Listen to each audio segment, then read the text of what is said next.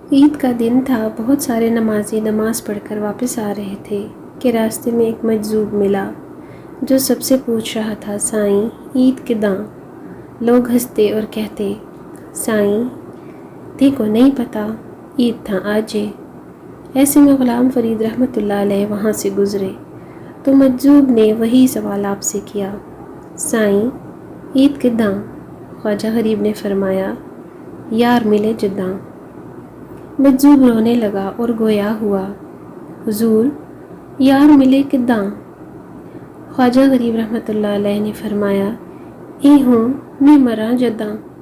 مجذوب نے روتے ہوئے عرض کی، میں مراں کداں؟ حضرت خواجہ غریب رحمۃ اللہ علیہ مسکراتے ہوئے مجذوب کے کندھے پر ہاتھ رکھ کر تھپکی دی اور کہنے لگے، اور کہتے ہوئے چل دیے، یار چاہے جداں۔